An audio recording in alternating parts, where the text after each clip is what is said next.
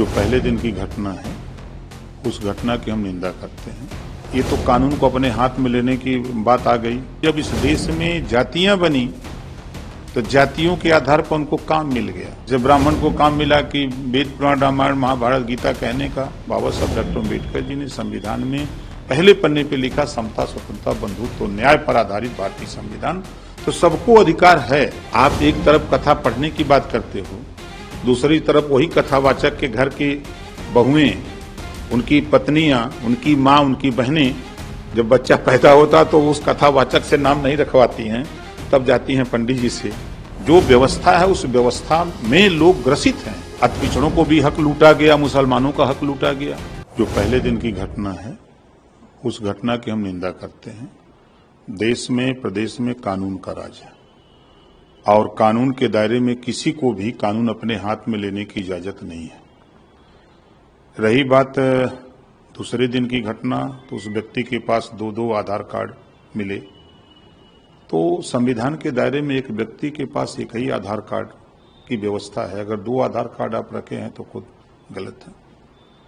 अब इधर कल की जो घटना है, ये तो कानून को अपने हाथ में लेने की बात आ गई कि पुलिस को भी चुनौती देना और मारपीट करना, गाड़ी तोड़ना, ये अच्छी बात नहीं है। बाबा साहब डॉक्टर अम्बेडकर जी ने संविधान में जो व्यवस्था दिया है, सबको एक समान दिया है, सबको अधिकार है। लेकिन बाबा साहब ने तो संविधान में व्यवस्था दिया, लेकिन जब इस देश में जातियां बनी तो जातियों के आधार पर उनको काम मिल गया, तो जातियां अपना काम करने लगी। जैसे ब्राह्मण को काम मिला कि वेद पुराण रामायण महाभारत गीता कहने का, दान दक्षिणा लेने का। क्षत्रिय को सुरक्षा का मिल गया, यादव को भैंस रखने का, दूध दोने का कारोबार करने का। मौर्या को मिल गया मुरई भंटा साग पैदा करने का। प्रजापति को मिल गया मिट्टी का बर्तन बनाने का। धोबी को, कनौजिया को मिल गया कि भाई कपड़ा धोने का। इसी तरह सभी जातियों को अलग अलग काम मिल गया। आज भी उस काम में बहुत से काम लोगों ने छोड़ा। जब संविधान के दायरे में जो बाबा साहब डॉक्टर अम्बेडकर जी ने संविधान में पहले पन्ने पे लिखा समता स्वतंत्रता बंधुत्व न्याय पर आधारित भारतीय संविधान, तो सबको अधिकार है।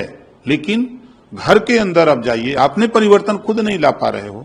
आपके घर में अगर बच्चा पैदा होता है तो उसका नाम आप नहीं रख सकते हो, तब कहां जाते हो? पंडित जी के यहाँ। तब ब्राह्मण को बुलाते हो। आपको अगर बच्चे की जन्म कुंडली बनवानी है तो पंडित जी के यहाँ जाते हो। कथा वार्ता करना है तो वहीं भाग के जाते हो। अब जन्म से लेके मरण तक, अंतिम काम तक वहीं भाग के जाते हो।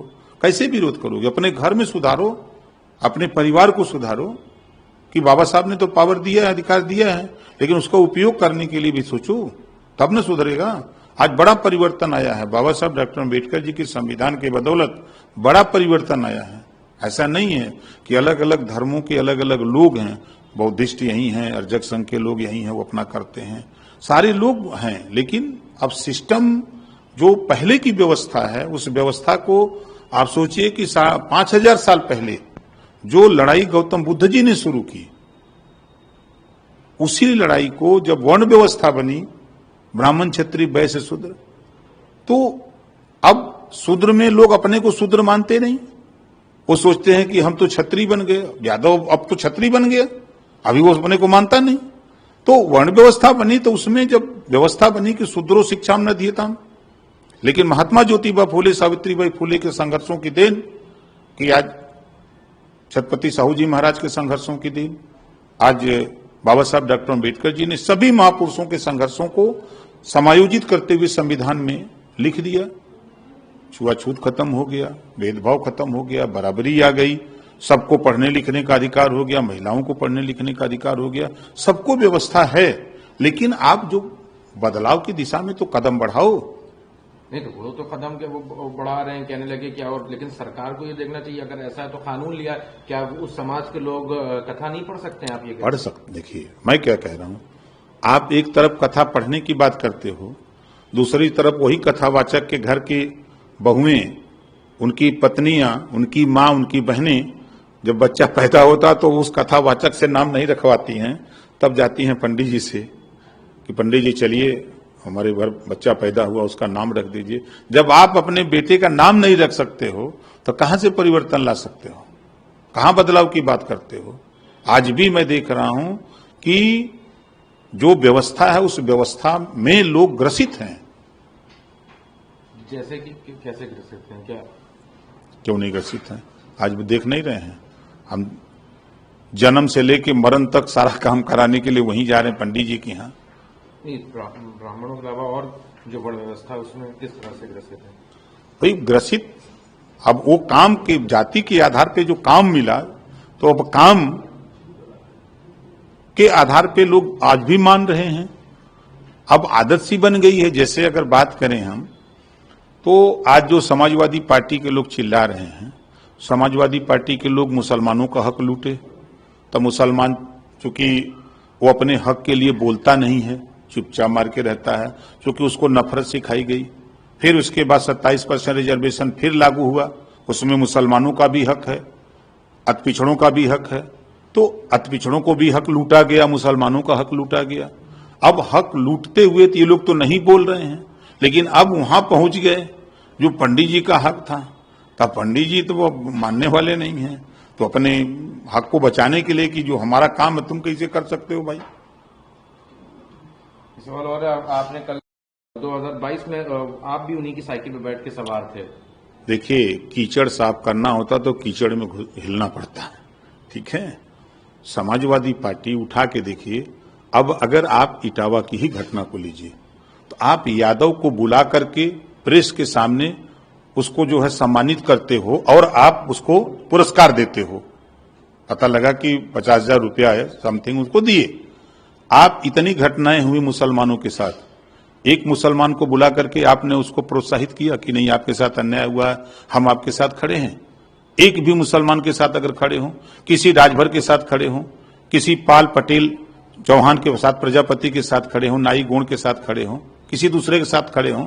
ये अभी तो 2 दिन पहले हमने सुना कि मीटिंग बुलाए तो 2 तरह की मीटिंग की, एक मुसलमानों की मीटिंग की, एक पासमानदा मुसलमानों की मीटिंग की, अलग दो वर्ग बना दिए।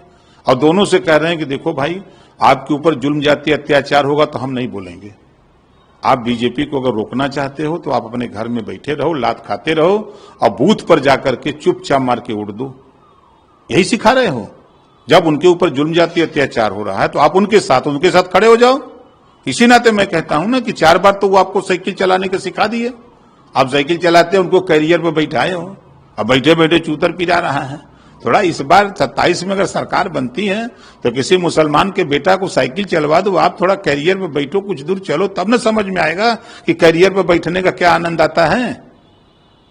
तो 27 के चुनाव में किसी मुसलमान के बेटा को मुख्यमंत्री घोषित करें कि अब सरकार बनती है तो हम किसी भी मुसलमान के बेटा को मुख्यमंत्री बनाएंगे, नहीं तो खाली गुलाम बना के रखेंगे। ये बात तो मैं खुलेआम कहता हूं।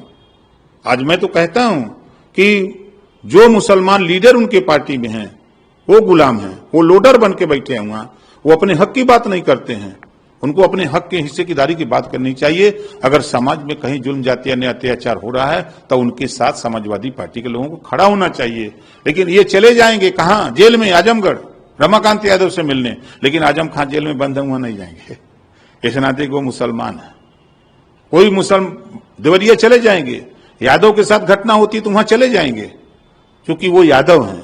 लेकिन वहीं जब संभल में घटना होती है, आपके मुरादाबाद घटना होती है, या कि कहीं भी मुसलमान के साथ घटना होती है, तब अखिलेश यादव जी के पास न टाइम है न उनके पास सोच है कि हम वहां भी जाएं उनके दरवाजे पर।